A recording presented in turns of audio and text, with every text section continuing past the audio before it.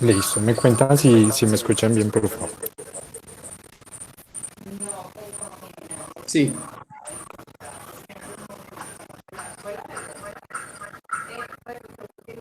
Ok, perfecto. Entonces vamos a dar inicio. El día de hoy me presento, mi nombre es Jaime Jiménez, soy estudiante de medicina de noveno semestre de la Universidad de Antioquia. El día de hoy queríamos con mis compañeros del área de gestión del grupo de Camino a la Residencia, vamos a abordar unos casos clínicos de fibrilación auricular, tema que se realizó o que se expuso la semana pasada, y la idea es que se haga de forma muy participativa, que sean ustedes los que nos digan cómo vamos a enfocar cada uno de estos pacientes, cómo vamos a enfocar a cada uno de estos casos, qué manejo se le va a dar y que entre todos construyamos pues como una retroalimentación de manera muy positiva y que podamos aprender mucho acerca de este tema que es bastante frecuente, que nos va a llegar a nuestros servicios de urgencias y pues una consulta que es bastante común. Entonces, empecemos. La metodología entonces para estos casos clínicos va a consistir en lo siguiente. Nuestros compañeros nos van a plantear el caso. Inicialmente entonces ustedes se van a tomar el trabajo de analizarlo, de pensar y ver qué es lo que tiene ese paciente. Entonces se les va a dar pues, cierta información como el examen físico, cómo llegó el paciente, en qué condiciones está, los signos y los síntomas y ustedes van a determinar entonces lo siguiente. ¿Cuáles van a ser esas impresiones diagnósticas para ese caso clínico? Si bien sabemos que el paciente, porque estamos en un seminario de fibrilación auricular, obviamente pues lo más probable es que tenga fibrilación auricular, obviamente, pero tenemos claro que entonces el paciente puede tener otras comorbilidades. Entonces es importante que las tengamos también en cuenta porque eso va a depender mucho del manejo que le vamos a dar a estos pacientes. Entonces, una vez tengamos en cuenta esas impresiones diagnósticas, vamos a ver qué exámenes o pruebas diagnósticas vamos a solicitarles para que lo confirmemos y por qué razón lo vamos a hacer. Una vez tengamos esto, entonces vamos a definir si en realidad estábamos frente a un caso de una fibrilación auricular o no, o si el paciente está cruzando con una falla cardíaca o si está cruzando pues con otra enfermedad, pero no se trata de una fibrilación auricular. Si definimos que el paciente en realidad sí tiene una fibrilación auricular, vamos entonces a clasificarla y a decir qué tipo de fibrilación auricular es.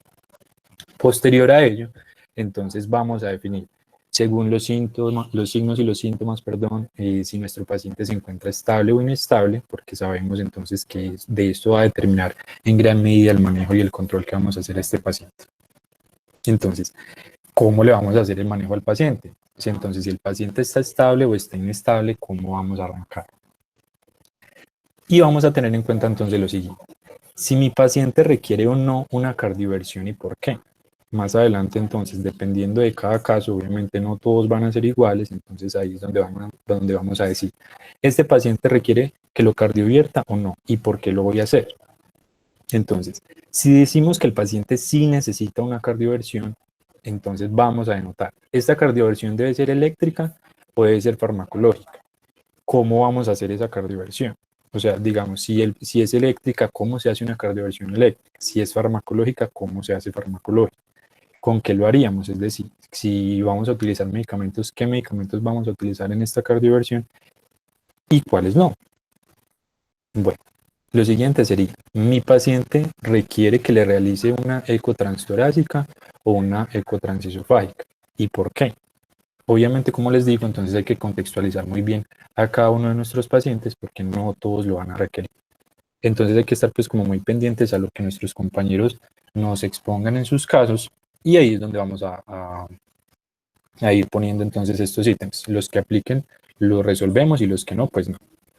Entonces, ¿nuestro paciente requiere que lo anticoagulemos o no? ¿Y por qué? Si decimos que nuestro paciente lo tenemos que anticoagular, ¿cómo lo vamos a hacer? ¿Vamos a utilizar warfarina o vamos a utilizar los nuevos anticoagulantes orales o los NACOS? ¿Y por qué uno y no el otro? ¿O por qué no los dos? ¿Tienen unas ventajas más unos sobre los otros? ¿O de qué depende eso? ¿Dependerá acaso del tipo de fibrilación auricular o dependerá acaso de las comorbilidades que tenga el paciente? Una vez definamos eso, entonces también vamos a tener en cuenta lo siguiente. Conociendo entonces lo que es el score del CHADVASC, vamos a determinar en qué grado nos da, o sea, qué valor obtenemos al calcular el CHADVASC para cada paciente. Luego vamos a decir si nuestro paciente tiene riesgo de un ACV o no lo tiene, por qué. Si amerita que en ese paciente vigilemos el INR, también van a decir entonces en qué pacientes se tiene que controlar ese valor del INR y en cuáles no. ¿Por qué vamos a elegir un medicamento en vez de otro si es que vamos a utilizar medicamentos? Luego, definimos pues ya para terminar si en mi paciente está indicado que corrijamos la frecuencia o el ritmo, o qué le vamos a hacer a él. ¿Listo? Después vamos a decir qué alternativas de tratamiento le podemos ofrecer a este paciente. Es decir, ¿está indicado a mi paciente que hagamos una ablación de la orejuelilla izquierda o no? ¿Y por qué? ¿En qué casos se hace y en qué casos no? O si podemos corregir los haces aberrantes de conducción en este paciente mediante una intervención quirúrgica. ¿Y queda claro? Me contestan por acá, por favor, por interno, si tienen dudas o si necesitan tomarle foto o devolverle pues para ver los sitios.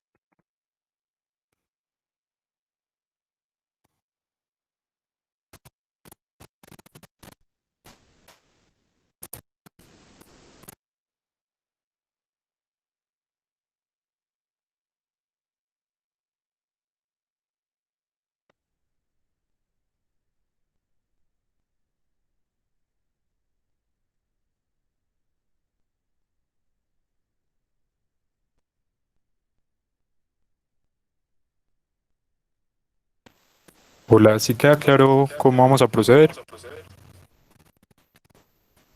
Sí, Sí, súper claro. Ok, entonces le vamos a dar paso a la compañera Karen y a Francisco que nos van a presentar el primer caso. ¿Listo? Entonces adelante, por favor.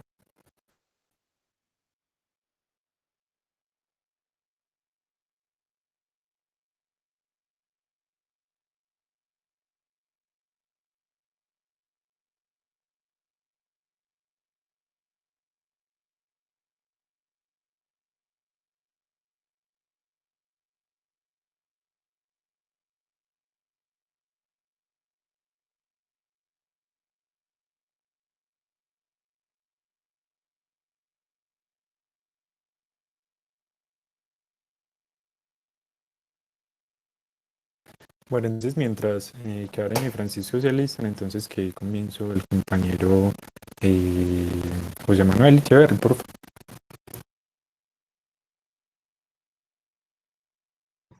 Listo, perfecto. Dame un segundo, ya presento.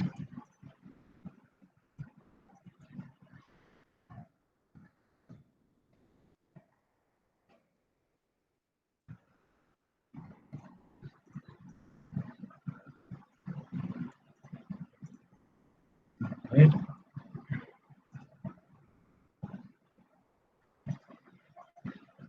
Ahí están viendo ya.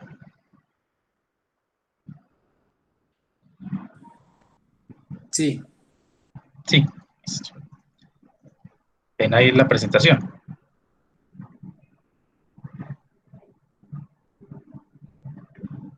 Sí, sí se está viendo. Sí, José, sí se ve. Ah, listo, perfecto. Bueno, entonces, mi caso clínico es un caso clínico un poquito más sencillo. Digamos que yo les voy a dar algunas de las herramientas, pues les voy a sapear algunas de las cositas que nos dijo Jaime que ustedes debían de plantear, pero es porque es enfocado a un poquito distinto el caso. Listo. Entonces, se los voy a leer.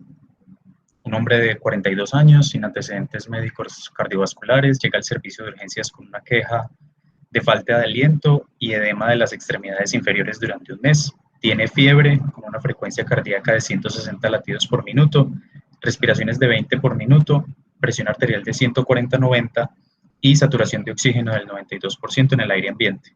Su presión venosa yugular está marcadamente elevada. El examen pulmonar revela estertores difusos, se aprecia un soplo sistólico 2 de 6 en el borde external superior derecho Está presente un sonido cardíaco S3, el punto de impulso máximo, de máximo impulso, está desplazado lateralmente, no se escucha S4.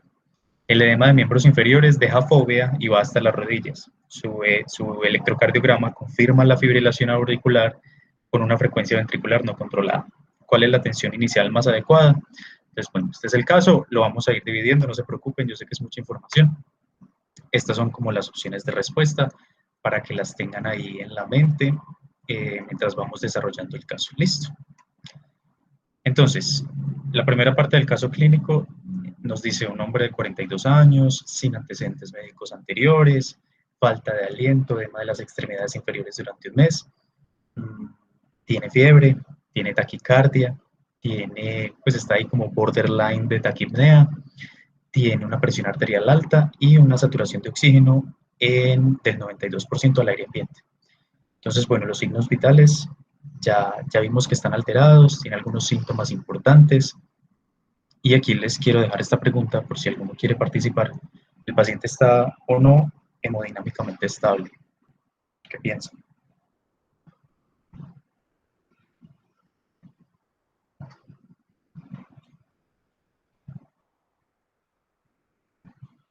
¿Alguno que quiera participar?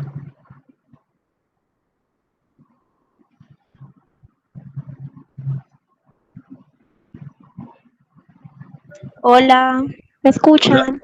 Sí, ahí te escucho bien. Voy a participar. Pues es como algo así chiquitico. Por los constantes vitales que vemos, o sea, si solamente nos fijamos en los números, bueno, mentira, no, esa frecuencia cardíaca está como muy altica y esa presión arterial está como en borderline hipertensión. Pero también si miramos como las características clínicas y la semiología y lo que nos reporta este paciente, a mí me parece que, o sea, hay una disnea pues ahí marcada y un edema de las extremidades, y también por allí nos contabas de que se oían pues como unos estertores o como unos crépitos. Yo pensaría, por ejemplo, que ese paciente está como Está como que... falla cardíaca, está entrando como una falla cardíaca, ¿cierto? Ok. Entonces yo no pensaría que ese paciente está estable. Ok, listo. ¿Alguien más tiene alguna apreciación?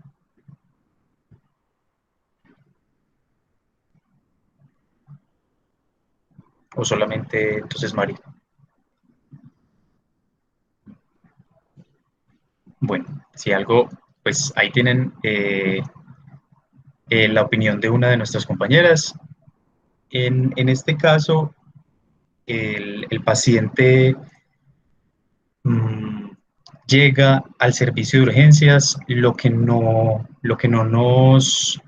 nos cuentan en el caso clínico, pero es algo pues propio del paciente, es que el paciente llega solo, es decir, el paciente llega caminando, llega agitado pues, pero llega él diciendo que siente falta de aliento, que siente que se le va el aire, pero a pesar de eso, él no está del todo desaturado, ¿cierto? Su saturación al aire ambiente, a pesar de que está un poquito baja, no estamos exentos de que no nos dicen aquí en qué lugar pues, de Colombia en este momento estábamos, ¿cierto?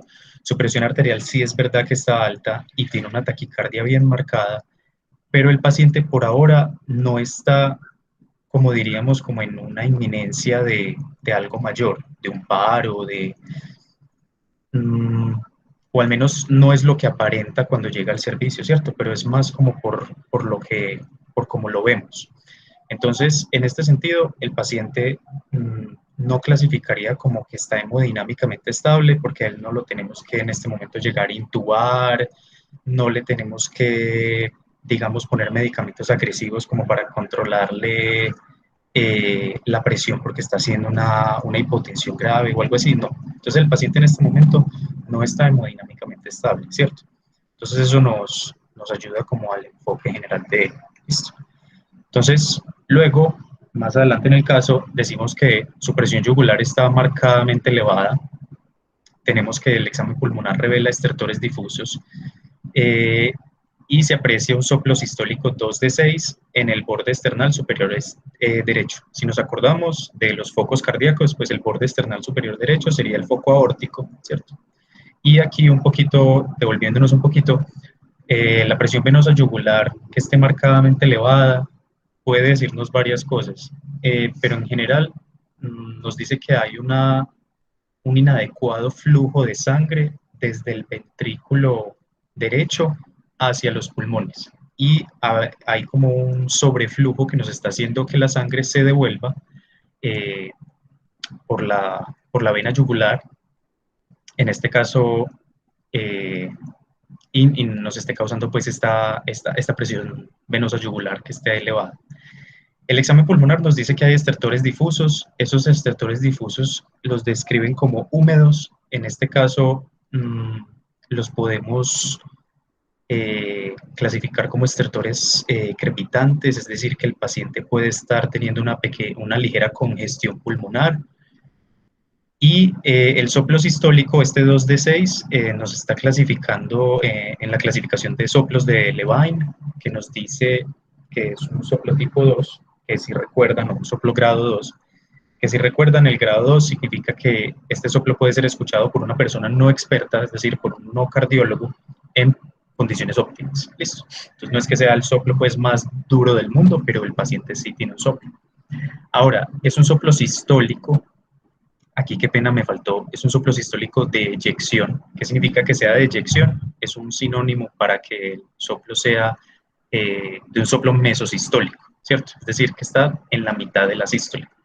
Y está en el foco aórtico. Entonces, por las características de este soplo, que sea mesosistólico, que sea su punto pues, de máxima en el que lo escuchamos más, sea en el foco aórtico, nos deja pues algunos diagnósticos diferenciales, entre ellos pues, cardiomiopatía hipertrófica, estenosis aórtica, que de pronto el paciente tenga una anemia severa, una tirotoxicosis, pero pues no sabemos cómo esos paraclínicos como para descartar de una vez alguna de esas patologías. En este caso, lo más probable es que el paciente tenga una estenosis aórtica. Nos dice que está presente un sonido cardíaco S3, que ahorita vamos a ver qué es eso. El punto de máximo impulso está desplazado lateralmente. El punto de máximo impulso se refiere al ápex cardíaco. Si está desplazado lateralmente, nos dice que de pronto hay una cardiomiopatía hipertrófica. Ese corazón está grandecito. Ese ventrículo izquierdo, pues, específicamente. No se escucha ese 4, que ya también vamos a ver qué es.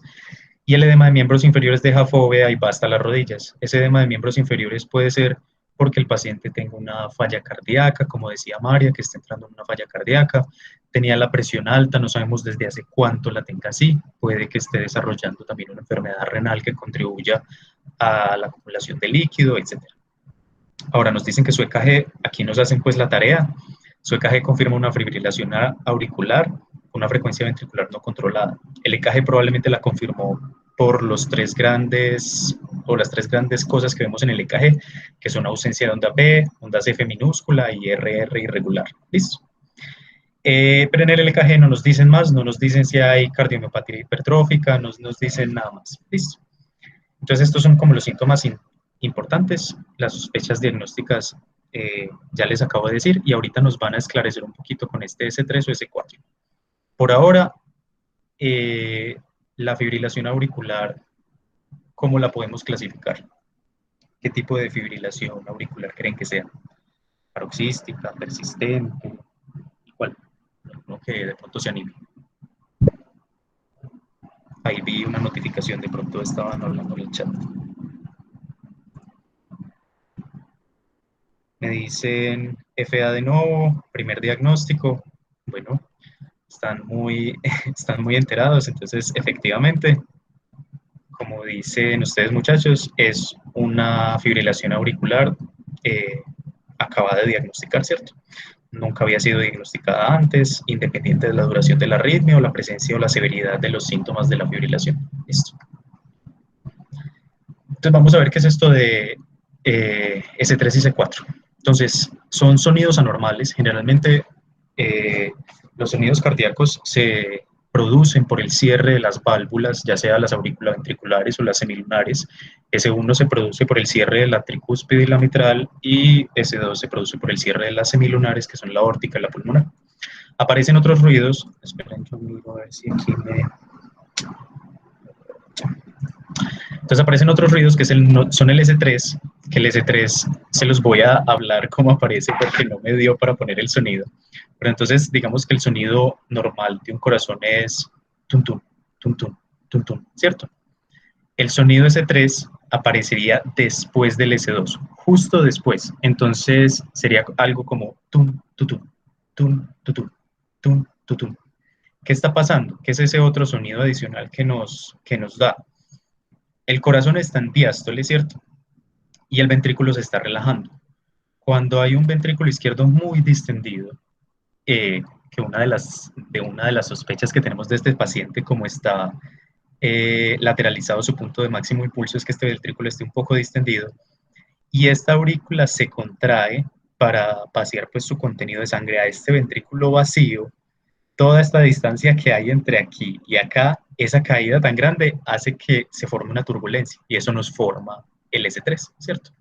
Entonces el paciente tiene un S3, entonces eso nos va a dar algunas sospechas, que el S3 es un sonido que hay veces es normal en adultos menores o niños, en pacientes embarazadas o en atletas. En este sentido, nuestro paciente no parece que cumpla ninguna de estas tres, y es anormal en adultos o en ancianos, y puede significar falla cardíaca con disfunción sistólica, regurgitación mitral o tricuspidia severa o cardiomiopatía. Entonces ahí vamos añadiendo algunos diagnósticos diferenciales. Y el S4 se produce en la diástole tardía, y entonces recordando que el sonido cardíaco normal sería como tum tum, tum tum, tum tum, ¿cierto? El S4 se escucharía más o menos como tutum tum, tutum tum, tutum tum, ¿cierto? Entonces sería justo antes de S1 porque es al final de la diástole y se da por un ventrículo que no es capaz de relajarse del todo. Entonces la aurícula cuando se contrae y tira todo ese flujo de sangre hacia un ventrículo que está casi que contraído, puede ser por una hipertrofia ventricular izquierda concéntrica, ¿cierto? Entonces eso nos hace que la sangre pegue muy duro contra esta pared ventricular y nos forme ese sonido. Listo. Entonces, este sonido generalmente no es normal en ninguna situación. Nuestro paciente no lo tiene, pero pues como dato curioso, es anormal en falla cardíaca con disfunción diastólica, en hipertrofia ventricular izquierda severa, por lo que les dije, y en isquemia cardíaca activa. Listo. Entonces, si ustedes dijeron de pronto en las opciones que estaban pensando que al paciente se le debe dar digoxina intravenosa, entonces aquí vamos a empezar a descartar. Listo. Entonces, si de pronto ustedes pensaron que se le daba digoxina intravenosa, ¿por qué de pronto esa no es la opción más adecuada? Entonces, la digoxina sola generalmente no se recomienda para reducir la frecuencia cardíaca en la fibrilación auricular y es mejor usarla cuando hay insuficiencia cardíaca sistólica, pero hay que usarla junto con, pues, o generalmente se usa junto con beta bloqueadores, al menos para el control de la frecuencia aguda. Ahorita les voy a mostrar pues una grafiquita. Entonces, pues bueno, en este sentido, esa la tenemos ahí como, podría funcionar, pero de pronto no es la más adecuada. Ahora, si de pronto se fueron por control del ritmo, entonces, ¿cuáles son las opciones que nos controlan el ritmo? Amiodarona intravenosa, ibutilidad intravenosa o cardioversión emergente. Si de pronto se fueron más por eso, por control del ritmo, entonces, miremos, la conversión del ritmo, del ritmo sinusal de este paciente, generalmente no es el enfoque inicial en un paciente hemodinámicamente estable, ¿cierto? Como estas tres opciones que tenemos acá. Por ejemplo, una cardioversión emergente en un paciente hemodinámicamente estable, pues generalmente no se hace.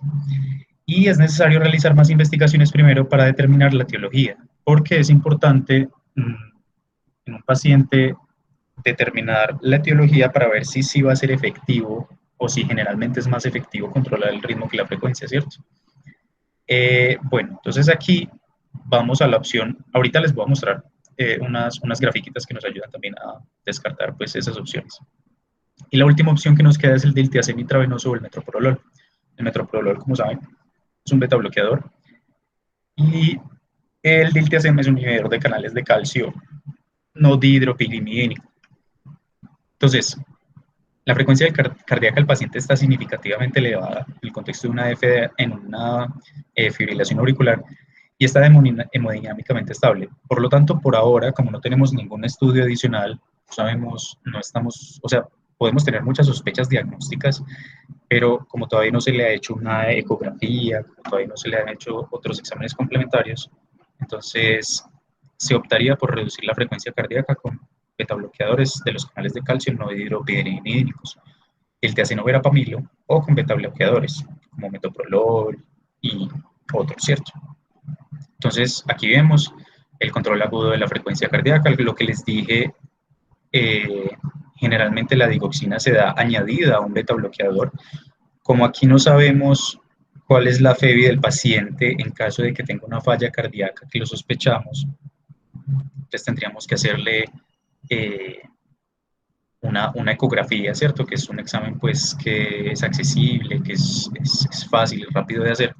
Y después de eso mirar a ver si lo controlamos con dosis pequeñas de beta bloqueador o con beta bloqueador a dosis normales o con inhibidores de canales de calcio, ¿cierto?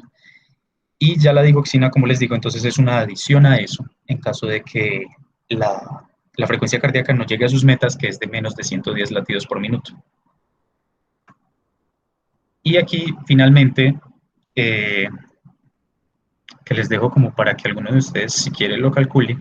Esto no es el objetivo pues, de mi caso clínico. Obviamente a este paciente hay que hacerle un estudio complementario, hay que mirar con qué se le debe anticoagular, crónicamente a qué se debe hacer objetivos, si a la frecuencia o al ritmo. Pero digamos que con el desarrollo del caso clínico todavía no tenemos como muchos datos para hacer muchas de esas cosas. Pero le podemos hacer esto que es el chat-BAS, que es el score para ver si ese paciente con qué lo podríamos anticoagular en caso de que lo vayamos a anticoagular, ¿cierto? Entonces, el paciente no tiene historia clínica anterior cardiovascular, entonces probablemente no tenga una válvula cardíaca mecánica, y la estenosis mitral moderada severa, el examen físico y la auscultación cardíaca no nos dio muchas sospechas de ella. Entonces, por ahora, digamos que el paciente no cumple con esto. Entonces, le tendríamos que hacer el chat-BAS. ¿Alguno se anima a hacerle de pronto el chat-BAS al paciente? Que me vaya diciendo, pues vamos leyendo uno por uno y me dice si sí aplica o no.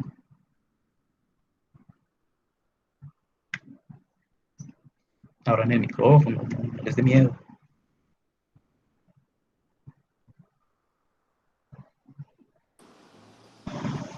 Tiene congestión, entonces ahí tiene un punto. Ah, bueno, pero hasta el momento, acuérdate que el diagnóstico de la insuficiencia cardíaca le tendríamos que esperar porque Ok, tiene... debe confirmarse. Exactamente. Entonces, por ahora, como tenemos al paciente ya en este momento sin esos exámenes. Entonces aquí, por ejemplo, falla cardíaca congestiva, todavía no, ¿cierto? No sabemos. Entonces, Okay. por ahora, hipertensión. Sí. En este sentido, cumpliría. Entonces, un punto. Más de 75 años. No recuerdo la edad. Él tenía 42. Entonces acá Ok. no. Diabetes, no sabemos. Tampoco. Pues no Entonces no. sabemos. Sí. Entonces no. Un infarto previo, decía que no tenía antecedentes cardiovasculares, entonces este no, ¿cierto? Enfermedad vascular. ¿Qué dices? Tampoco. Tampoco, ¿cierto? Edad entre 65 y 74, ya habíamos dicho que no, tiene 42 y es un hombre. ¿Listo? Entonces, ¿qué puntaje nos da? Solo uno. Solo uno, ¿listo? Entonces, por ahora, sin exámenes, muchas gracias. Por ahora, sin exámenes, nos clasificaría como chat-BAS 1, ¿cierto?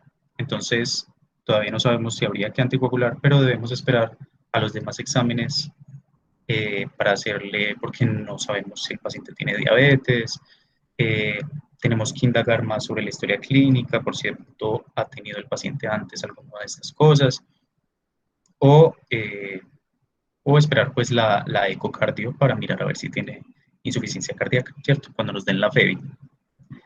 Y bueno, esta es la bibliografía, que la puse mal.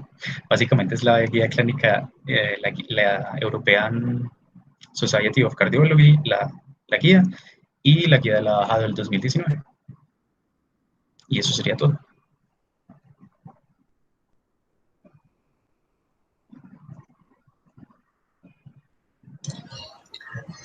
Seguiríamos nosotros. Bueno, Francisco y Karen, ¿cómo están? Ya les voy a compartir la pantalla.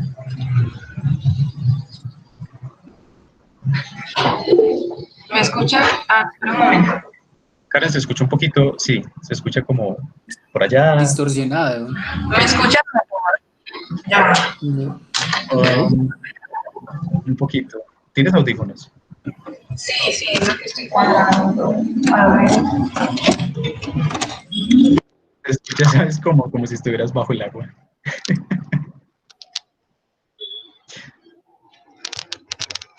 Hola, ¿me escuchan mejor? Uy, excelente, listo. Ya sí se escucha Ahora súper. sí. Bueno, ya estoy compartiendo la pantalla. Me avisan cuando ya la estén viendo. Me avisan. Ya. Listo. Presentar. Bueno, entonces este caso clínico se los traemos Juan Francisco Osorio Peñalosa y mi persona Karen Moreno, y somos estudiantes de la Universidad de Antioquia. La idea es que sea lo más divertido. Entonces, usted se encuentra como médico general en compañía de su interno a cargo del servicio de urgencias en un hospital de tercer nivel. El día que había transcurrido con mucha tranquilidad y solo faltaban 15 minutos para el cambio de turno, pero llegó Benita. Esta es Benita, ¿cierto?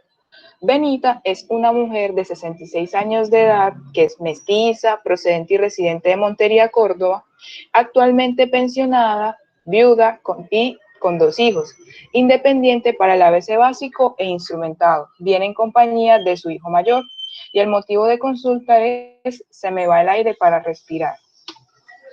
En la enfermedad actual que usted toma muy juiciosamente, ¿qué tenemos? Que un cuadro clínico de 3 meses de evolución, consistente en disnea de medianos y grandes esfuerzos, en concomitancia con tos, fatiga, palpitaciones y mareo. Relata que hace un mes presenta edema en miembros inferiores y ortopnea. Viene a urgencias hoy porque siente que se le van las luces y los síntomas descritos han empeorado, es decir, la tos, la fatiga, las palpitaciones y el mareo, y la disnea. En la revisión por sistemas es solamente lo referido a la enfermedad actual, y de antecedentes personales tenemos la hipertensión arterial, la enfermedad renal crónica en estadio G3, en grado 3 según las guías CADIGO, y extabaquismo pesados. Todas las enfermedades muy bien controladas.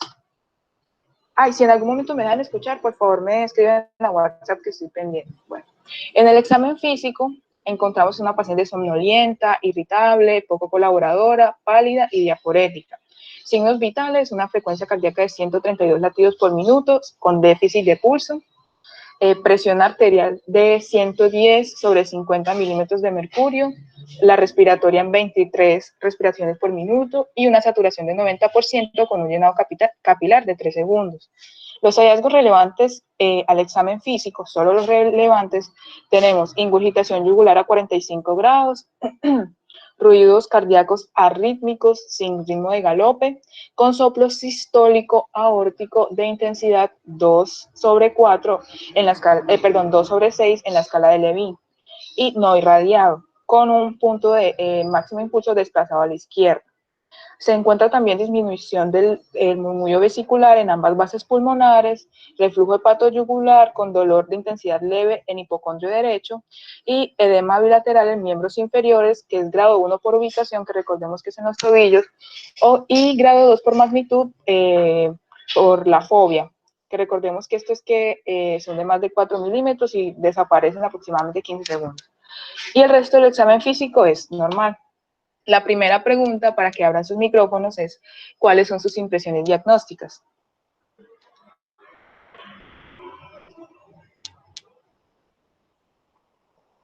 No hay problema, pueden decir cualquier cosa. Miren que no estamos viendo ni siquiera quién responde, entonces no les dé miedo. Y estamos hablando de impresiones diagnósticas. ¿Alguien se anima? Por el chat, Karen, están diciendo falla cardíaca, TEP, infarto agudo de miocardio, neumonía adquirida en la comunidad. Bueno, bien, perfecto. Bueno, entonces aquí voy a hacer una aclaración, y es que una cosa es, digamos, como manejar diagnósticos definidos y otra es una impresión diagnóstica. Cuando yo utilizo el término de impresión diagnóstica, me refiero es al síndrome clínico dentro del cual puedo enmarcar el cuadro que ahora mismo está pasando, tiene la paciente, ¿cierto? Entonces, si nos devolvemos, podemos ver que además de disnea tiene tos seca, fatiga, palpitaciones, mareo, edema en miembros inferiores, ¿cierto? Y todo esto se describe como, este síndrome edematoso me habla de congestión, ¿cierto? Exacto, de insuficiencia cardíaca.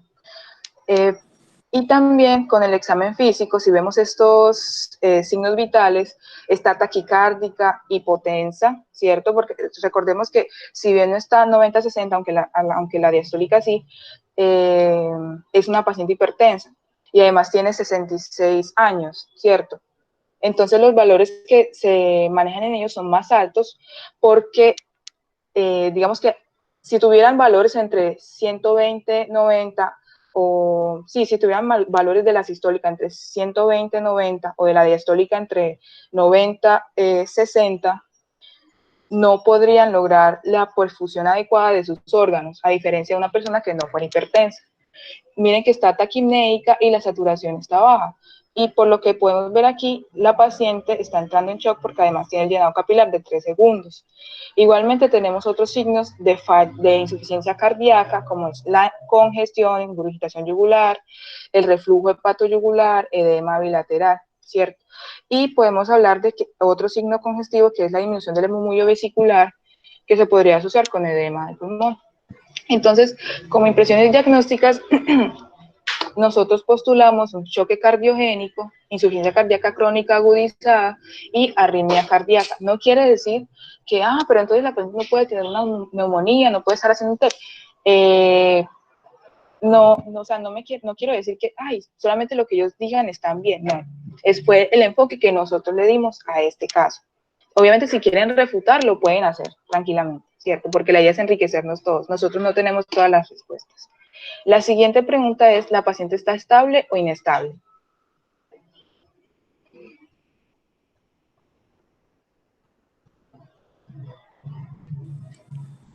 Para la edad y para los antecedentes, ella estaría inestable hemodinámicamente. Sí, exacto. Entonces, bueno, ¿esto por qué se me trabó? Bueno, aquí sí, como bien dijeron, está inestable hemodinámicamente y digamos que para FA, como es lo que nos concierne ahora mismo, bueno, me voy a volver un momentico.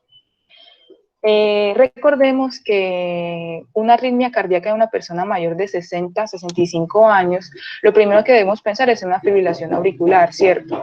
Entonces, por eso nos basamos primero en estos criterios de inestabilidad NFA, ¿cierto? Que son los que se manejan o que se podrían manejar en general para cualquier paciente con arritmia cardíaca.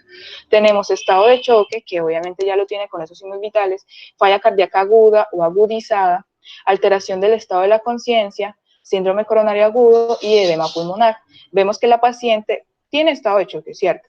Porque tiene signos de hipoperfusión. Tiene signos de insuficiencia cardíaca, agudizada porque, pues, por el transcurso de los síntomas, porque desde que ella relata que inició el cuadro clínico. Tiene alteración del estado de conciencia, que no se nos debe pasar porque está somnolienta e irritable, y eso habla mucho de que puede estar empezando a hacer hipoxia cerebral. Síndrome coronario agudo, parece que no, ¿cierto? No describe una angina típica o inestable, no lo describe, y el edema pulmonar por el murmullo vesicular disminuido y la disnea. Bueno, ahora, ¿qué exámenes para Yo tengo clínicos? una duda, perdón, que de Hola, pronto no sí. escuché bien el caso. ¿Ella en el caso clínico tenía disnea de nueva aparición o era de larga data? Es de 3 meses de evolución. Gracias. Bueno, sí, me gusta que hagan preguntas. Si tienen otras preguntas, no se preocupen en abrir el micrófono y hacerlas. Y recuerden que no estoy viendo Hola. Pues no es como, no necesariamente enfocado a la fibrilación auricular, sino que tú ahorita dijiste algo, pues que ya no tenía como un dolor anginoso típico. Pues y ahí como para hacer la aclaración que en general sabemos que hay unas dolores anginosos atípicos y que se presentan más en los pacientes, por ejemplo, de raza negra, en los pacientes jóvenes, sobre todo en las mujeres y en los pacientes ancianos. Entonces, pues, yo sé que este estamos en una sesión de casos clínicos de fibrilación auricular, pero para que recordemos que no porque ella no tenga el dolor anginoso típico, lo debemos descartar, porque fuera de eso es una adulta mayor y fuera de eso es mujer, entonces podría tener otros síntomas y Exacto. De hecho, que no nos indiquen ni que se esté infartando. sí, porque por Sí, ejemplo, sí. justamente por eso pregunté lo de la dificultad respiratoria, porque recordemos que, por ejemplo, la disnea pues, de rápida aparición es considerado pues, un equivalente anginoso. Entonces, en caso de Sí, que, en el caso obviamente no lo es, pero en caso de que hubiera sido así, sí se podría considerar un evento coronario. sí, sí, de acuerdo. Y gracias por los aportes. ¿Alguna otra aclaración o anotación? Bueno, de todas formas, muchas gracias.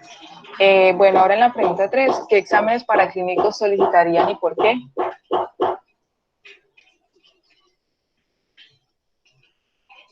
Los escucho. Recuerden que no puedo ver el chat, entonces si alguien me lee lo que esté escrito en el chat, se lo agradecería. No lo piensen tanto, porque generalmente en estas situaciones lo primero que se le viene a uno en la cabeza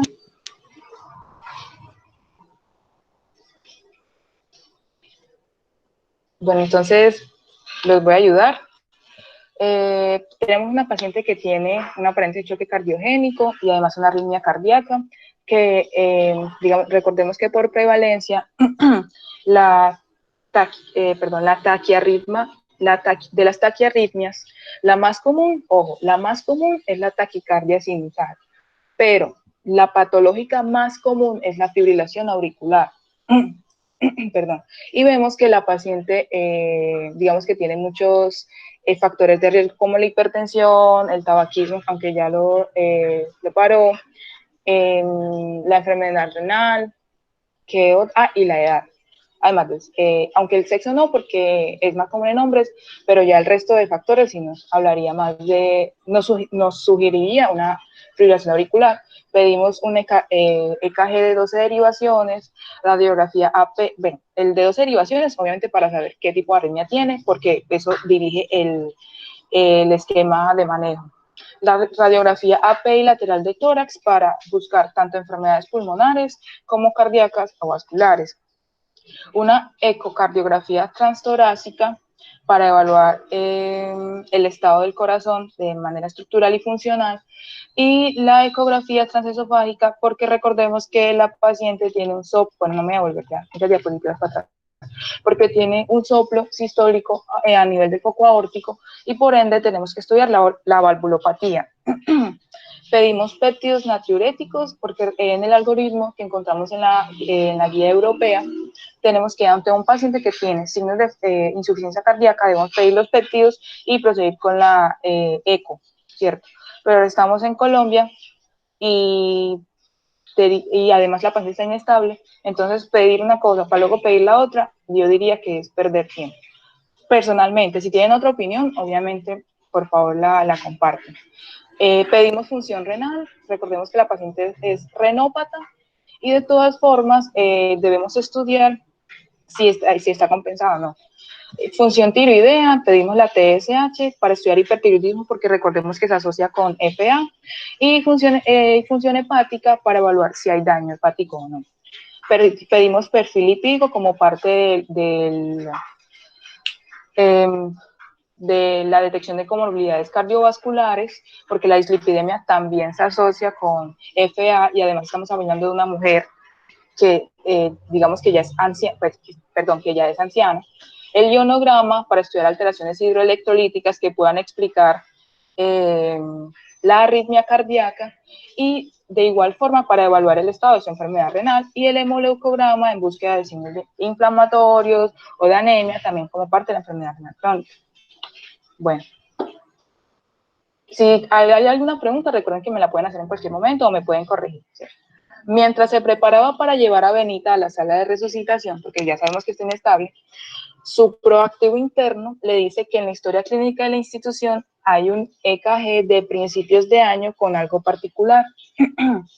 Es decir, en las instituciones, recordemos que cuando los pacientes siempre son atendidos en la misma institución, se guarda el registro de sus historias. Entonces, esto fue lo que encontró el interno y se lo trajo usted.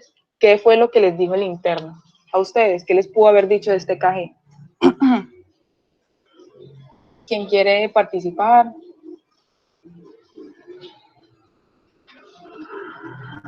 Hola. Hola. Bueno, entonces, diga, perdón. Ahí escuché que abrieron un Que es un micrófono. electronormal. Normal. Bueno, entonces, sí, podría ser normal, pero hagamos entonces la lectura sistemática, ¿cierto? Entonces, empezamos por la estandarización. Aquí no nos las dan, pero imaginemos, pues, perdón, ¿qué se me pasó? Imaginemos que es 25 y 10, ¿cierto? 25 milímetros por segundo de velocidad y una estandarización de 10 milímetros por milivoltio, ¿cierto? Entonces, hablamos de una estandarización adecuada. Luego, pasamos a ver el ritmo. Vemos que es una onda P positiva en D1 y D2, negativa en ABR. La onda P tiene la misma morfología, la misma derivación y siempre está presidiendo a un QRS, ¿cierto? Ahora, para ver si seguir con el ritmo, tenemos que ver si el RR es regular o no. Y efectivamente, aquí lo es, ¿cierto? RR regular. Y con esos criterios entonces hablamos de un ritmo sinusal. Ahora pasamos a evaluar la frecuencia. Lo podemos hacer con... como es regular, lo hacemos con la regla de los divisores de 300 y vemos que es 300, 150, 100, frecuencia cardíaca de 100, ¿cierto? Luego de eso pasamos a ver intervalos, ondas y segmentos. Pero si voy muy rápido me dicen. Bueno, intervalos, ondas y segmentos. Evaluamos la onda P en D2 y en B1.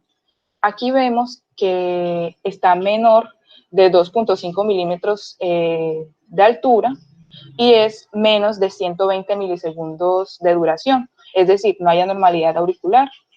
Acá, ¿qué podemos observar? Recordemos que en B1 es isobifásico, la onda P suele ser isobifásica, aunque puede tener predominio positivo o negativo. Aquí voy a ver si me deja acercar, ay, no me deja, bueno, pero aquí podemos ver que la deflexión positiva, bueno, es menor de 1.5 milivoltios de altura, entonces no hay anormalidad auricular derecha, pero si vemos esta deflexión negativa, tiene como 2 milímetros de ancho, es decir, dura 80 milisegundos. Por ende, hablamos de anormalidad auricular izquierda, es decir, dilatación auricular izquierda, porque el criterio es que sea menos de un cuadrito de ancho por un cuadrito de profundidad. Bueno, entonces ya sabemos que tiene dilatación auricular izquierda. Siguiendo ahora con el PR, ya hicimos la P, ahora hacemos el PR, y es de aproximadamente 5 milímetros, o sea, 200 milisegundos, no está prolongado ni acortado. Vemos ahora la Q, el QRS, hacia dónde está el eje. Nos vamos a las frontales y encontramos, ay, un momento, perdón, ya va.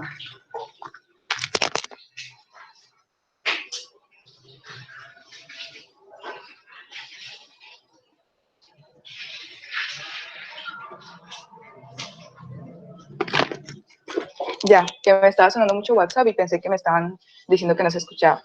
Bueno, me quedé bueno, listo, el QRS.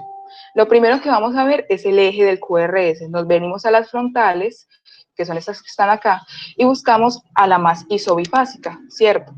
Encontramos que la isobifásica es ABF, ¿cierto? Porque la deflexión positiva, la R es similar a la S, ¿cierto? Y teniendo en cuenta que esta es la isobifásica, nos vamos a su perpendicular en el eje, que es D1. Como en D1 está predominantemente positiva, quiere decir que el eje está aproximadamente en donde, en 0 grados. Sin embargo, podríamos, en 0 grados. Bueno, ahora del QRS, vamos a evaluar acá, además de la duración, la progresión de la R y los criterios de hipertrofia. Entonces, con la duración podemos ver que están aproximadamente 3 milímetros, diría yo, 2 milímetros, es que no lo puedo ensanchar más, entonces se podría decir que está prolongado, ¿cierto? Y encontramos que la progresión de la R, miren que están del QRS está en B2 está predominantemente negativo y en B5 está predominantemente positivo, entonces es una progresión de la R normal. Vamos a ver los criterios de hipertrofia y miren que aquí vamos a sacar el índice de Sokolov-Lyon y encontramos que la S en B1 es de 5, 10, 15, 16 y acá es de 5, 10, 15, 20, 25, ¿cierto? 16 más 25 es 41. Si no estoy, que estoy haciendo sí, 41. Y por ende tiene un criterio de Sokolov-Lyon positivo para hipertrofia ventricular izquierda. No voy a seguir con el resto del EKG porque no hay más anormalidades, solamente quería que llegáramos a eso y por eso quería resaltarles que es importante la lectura sistemática para que no se nos pase nada. No, únicamente nos faltó pues lo que es el QT, el ST, pues lo podemos sacar rápidamente. Veamos ahora Yo el quiero QT. hacer una observación.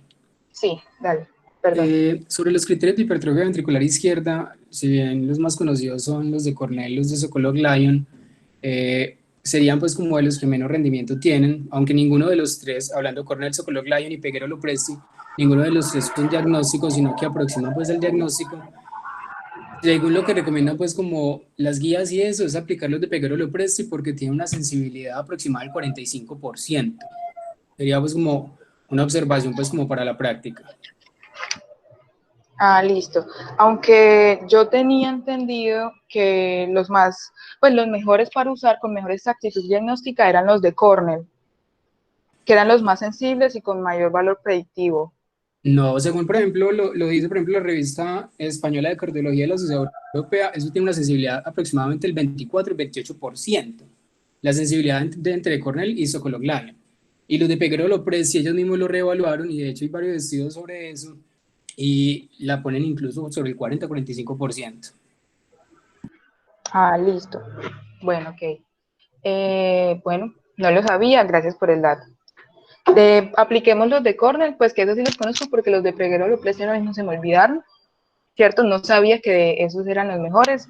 Y por los de Cornell, que es R en ABL y consuma más S en B3, que nos debe dar mayor de 20 en mujeres, ¿cierto?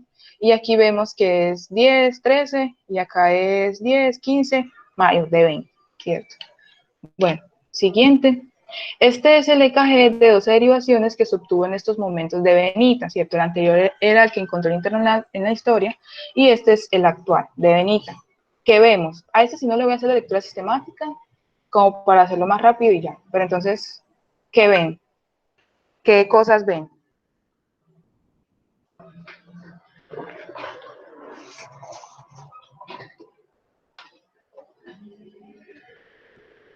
Muchachos.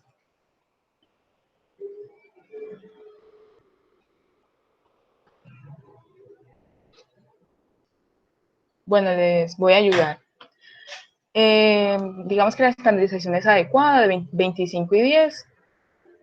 Encontramos ahora para sacar el ritmo, parece que hay muchas ondas, parecen de interferencia, pero en realidad son ondas F, ¿cierto? Cuando vamos a buscar la onda P, no hay una onda P clara, sino que encontramos ondas F minúsculas. Sabemos que están bien puestos los electrodos, porque son positivas en D2, D1 y negativas en ABR. Y ahora encontramos que el RR es completamente irregular, ¿cierto? Por ende, tenemos que sacar la frecuencia cardíaca como se hace con un ritmo irregular, que es contando el número de complejos que hay en 6 segundos y multiplicándolo por 10, o los que hay en 5 segundos y multiplicándolo por 12. Entonces, aquí me puse la ayuda y tenemos que en 6 segundos, es decir, 30 cuadros de 5 milímetros, tenemos 1, 2, 3, 4, 5, 6, 7, 8 complejos, multiplicado por 10 sería una frecuencia cardíaca de 80 latidos por minuto. Bueno, aquí en este KG quiero hacer la aclaración, y es que como fue el mejor, el más nítido que encontré para explicar fibrilación auricular, lo puse, pero obviamente no se correlaciona con el actual estado de Benita, que sabemos que en el examen físico tenía una frecuencia cardíaca mayor. Solamente se los quería traer para que supiéramos cómo se ve una fibrilación auricular en el electro. Entonces, onda F minúsculas y una RR variable. Bueno, entonces, ahora pasamos a cuál es el esquema de manejo que vamos a hacer con Benita. ¿Alguien se anima a participar?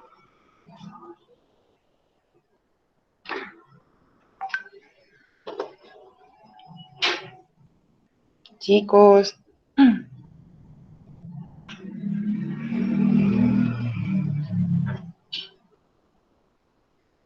Muchachos. Ahí está el algoritmo. Bueno, ya sabemos que es una fibrilación auricular, la acabamos de diagnosticar con el electro, y como la paciente está inestable hemodinámicamente, la debemos cardiovertir, ¿cierto? Se hace cardioversión eléctrica. Ahora las preguntas son cómo se hace la cardioversión. ¿Alguien se anima a participar con eso? No tiene que mencionar todo esto, es lo que sepa, cómo se hace la cardioversión. Muchachos, anímense, que aquí todos estamos aprendiendo, miren todo lo que he aprendido.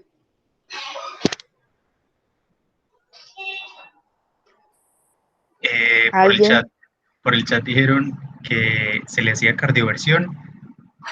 No especificaron el dispositivo, pero dijeron que con 100 joules de energía. Bueno, entonces hablemos de eso. ¿Cómo se hace la cardioversión? Ya sabemos que está indicada porque está inestable hemodinámicamente.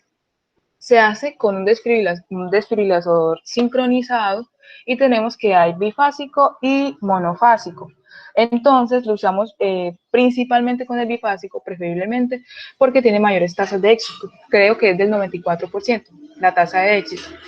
La energía que utilizamos sí depende ya del tipo de desfibrilador, porque por el número de paletas que se utilizan y por su ubicación, obviamente pasar menos energía con una sola paleta no me va a lograr lo que quiero. Entonces, con el bifásico, en el que uso 2 paletas, la energía es de entre 120 y 200 joules. Y con el monofásico, bueno, ahí sí tengo digamos como que mi duda, porque en la bibliografía que he leído se encuentra entre 300 y 360, sin embargo he encontrado que hay compañeros que dicen que hay de 200 joules.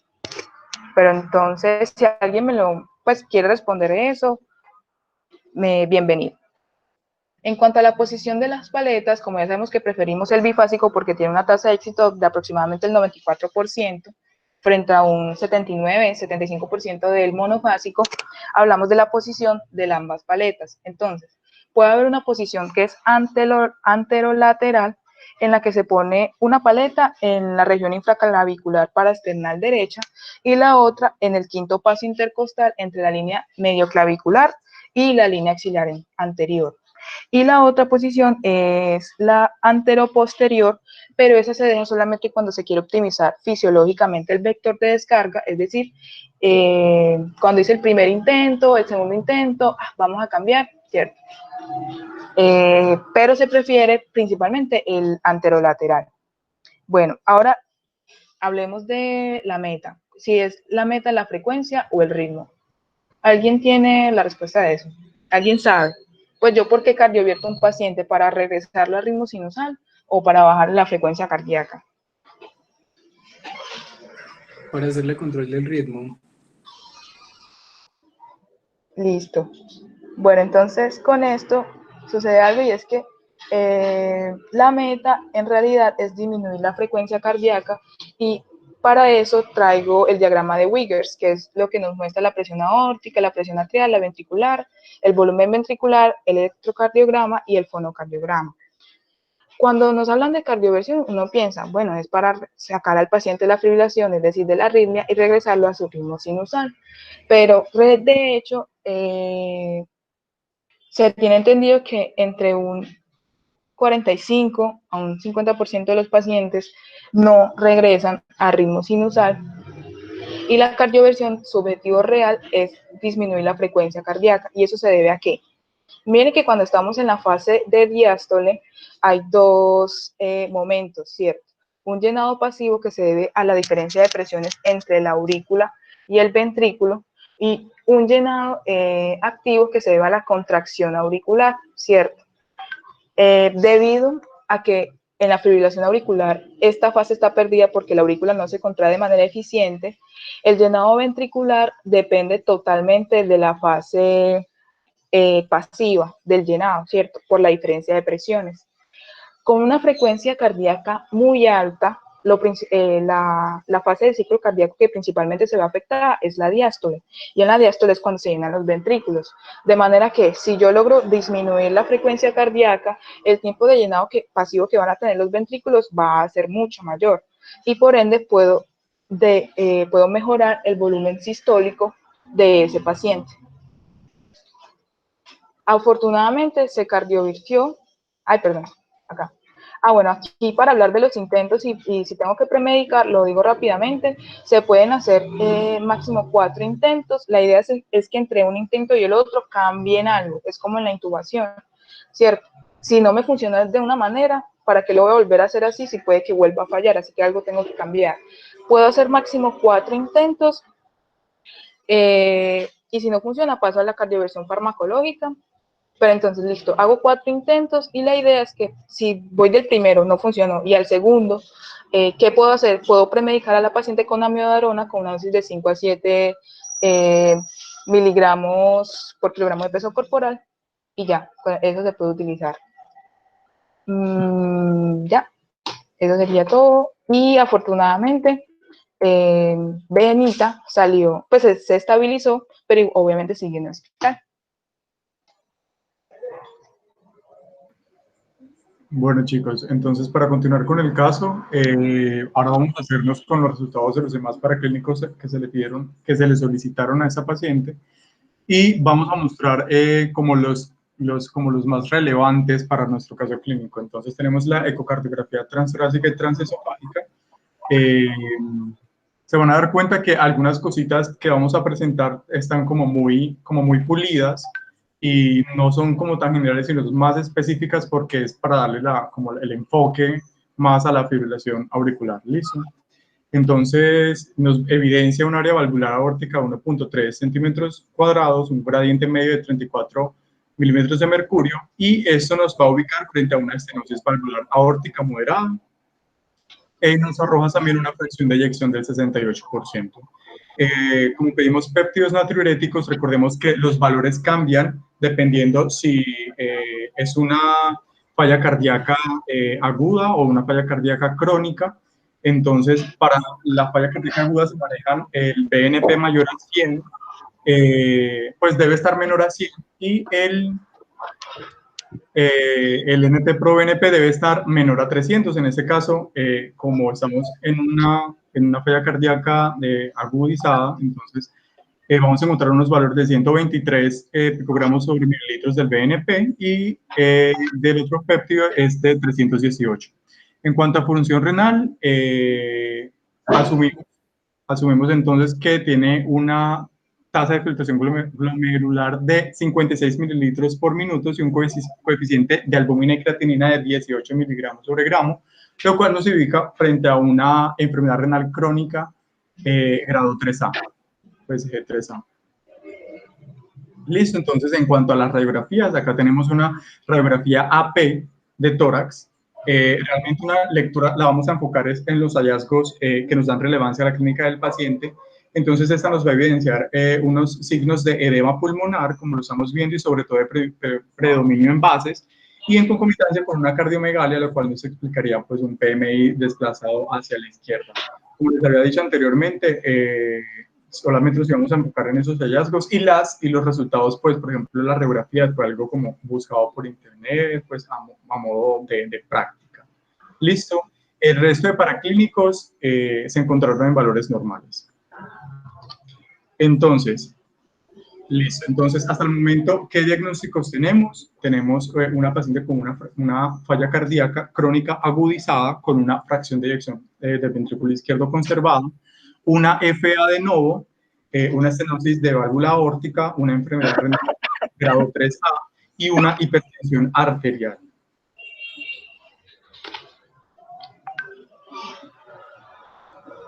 Listo, entonces, a modo de recordar un poco lo que nos indica la guía europea, entonces, el que quiera participar, ¿cuáles son los pilares del manejo del paciente desde el punto de vista de una fibrilación auricular? Si alguien quiere participar, pues puede abrir el micrófono o puede pedir ayuda.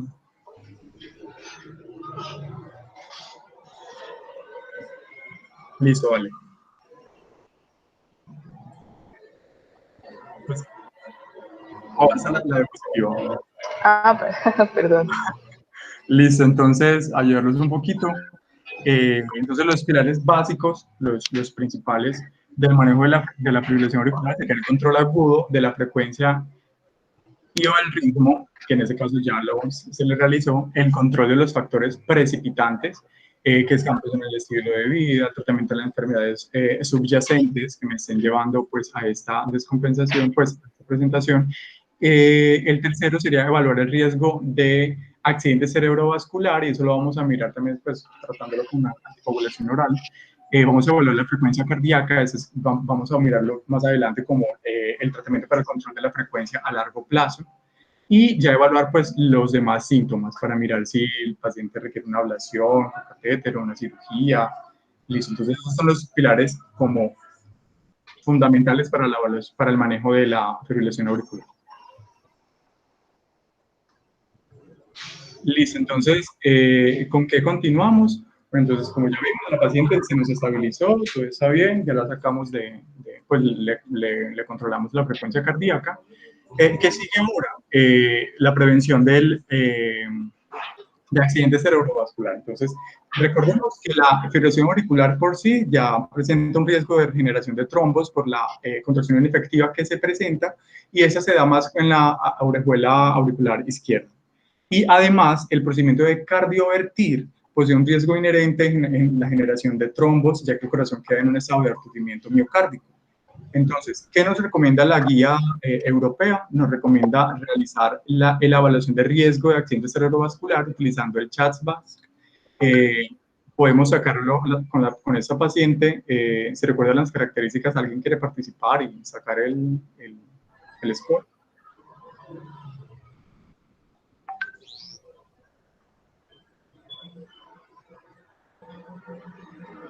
Bueno, vale, sigamos. Entonces,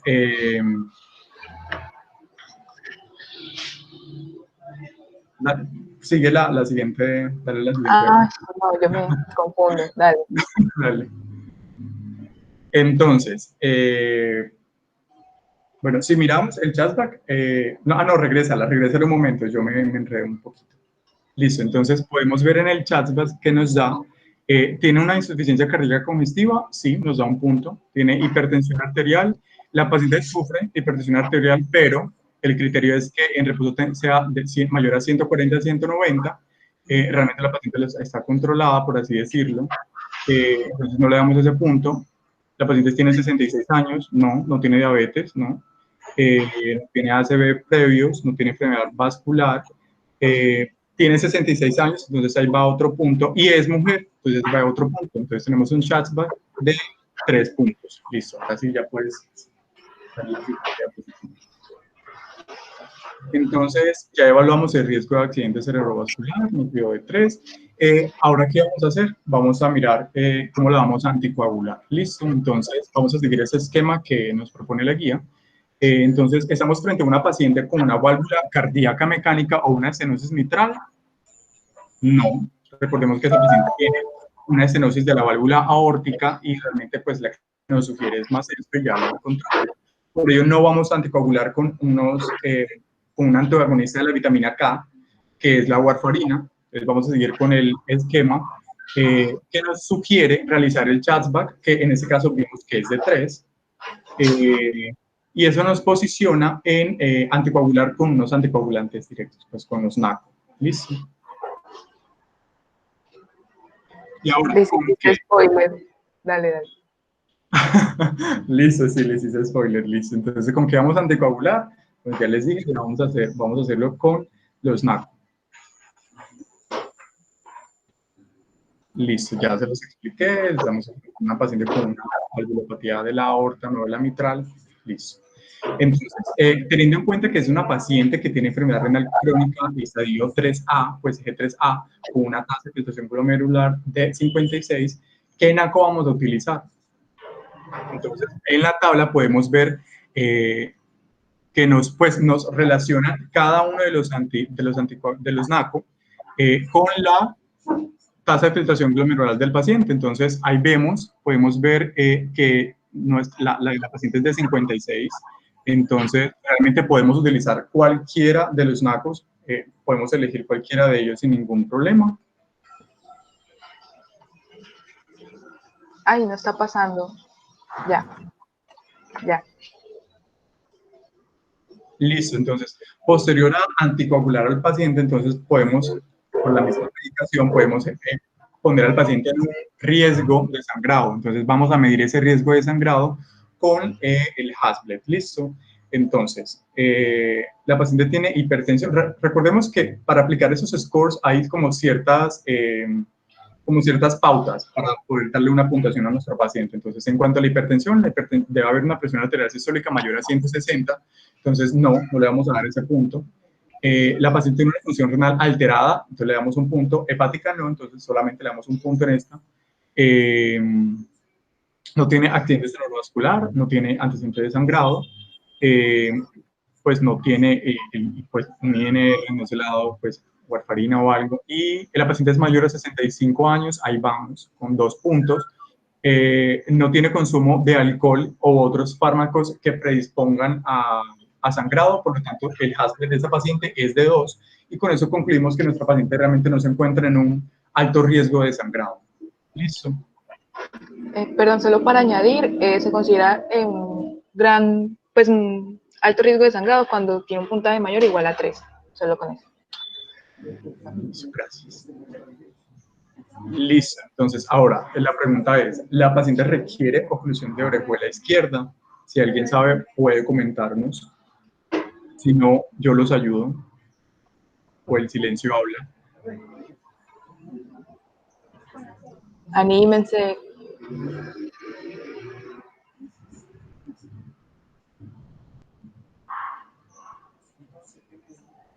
No, listo, dale.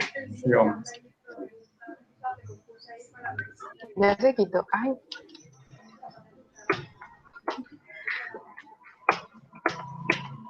Esto se enloqueció. Ya va.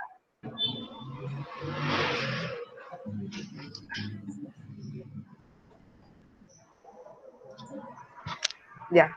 Listo, dale. Entonces, realmente la paciente no tiene pues contraindicaciones para el uso de anticoagulantes orales a largo plazo, por lo tanto no requiere oclusión de la orejuela izquierda. Esa es una recomendación que nos da la guía europea, ahí la podemos leer. Entonces realmente no requiere oclusión de la orejuela izquierda. Listo. Bueno, siguiente. Ay, no, muchachos, disculpen, yo no entiendo qué pasa aquí. Esto se enloqueció, pero bueno.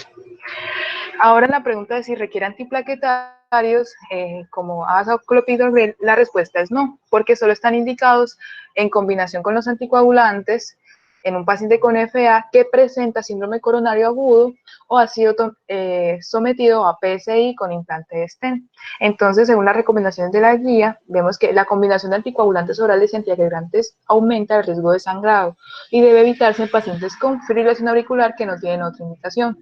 Y no se recomienda el tratamiento antiplaquetario en monoterapia para la prevención primaria de ACV. Ya lo de la prevención secundaria de ACV, es decir, en un paciente que ya lo sufrió, se sale de los límites de esta charla y no lo metimos. Pero, solo para mencionarlo rápidamente, se hace anticoagulación triple, doble y ya luego se deja con la monoterapia de la anticoagulación contra el ACV. Bueno, Ahora la pregunta de cómo se realiza el manejo a largo plazo de la frecuencia cardíaca. En nuestra paciente vemos que tiene una fracción de eyección mayor al 40%, es decir, está conservada. Bueno, aquí va a ser la aclaración. La insuficiencia cardíaca se clasifica en conservada, moderada o reducida de acuerdo a su fracción de eyección del ventrículo izquierdo. ¿Qué dice la guía española? Como no hay estudios propios de los que se encuentran en el rango entre 40 a 50, si de entre 40 a 50, entonces a esos pacientes se les incluye como una FEBI mayor al 40% y ya. Entonces, la paciente tiene una insuficiencia cardíaca con fracción de eyección conservada y la primera línea sería los beta bloqueadores, pero estos están contraindicados en un paciente que ha sufrido insuficiencia cardíaca agudizada. Nos vamos a la segunda línea, que son los calcio antagonistas no dihidropirimídicos. Encontramos el diltiazem y el verapamil. Entonces, podemos usar alguno de estos dos. Y aquí solamente les traje esta tabla para ponerles las dosis del control de la frecuencia a largo plazo. Y aquí podemos ver la contraindicación que tienen los beta bloqueadores en insuficiencia cardíaca aguda. Este cuadro final lo trajimos porque recordemos que estamos en el contexto de una paciente que ha sufrido un choque cardiogénico en el que la falla cardíaca se debe a la fibrilación auricular, y si bien no tocamos el abordaje de la falla cardíaca por cuestiones de practicidad, que queríamos enfocarnos en la arritmia, solamente les traemos este cuadro que también está en la guía europea sobre cuál sería el manejo de un paciente que se presenta con los dos. Entonces, en la insuficiencia cardíaca se realiza cardioversión en caso de inestabilidad, se administra anticoagulación para ACV si el paciente lo requiere de acuerdo al CHASPAS, y se normaliza, se normaliza la congestión con el uso de diuréticos. Se hace el control de la frecuencia cardíaca, ya podría ser con la cardioversión o con el control agudo de la frecuencia cardíaca, que ya sería con medicamentos. Se administran inhibidores del sistema renina-angiotensina, aldosterona, pero solamente si la fracción de eyección del ventrículo izquierdo es reducida, es decir, menor de 40%, y se considera el control del ritmo cardíaco, y se avanza finalmente al tratamiento de la insuficiencia cardíaca si se encuentran otras alteraciones, y sin olvidar el manejo de las comorbilidades. Eso sería todo. Esperamos que les haya gustado la charla. Muchísimas gracias.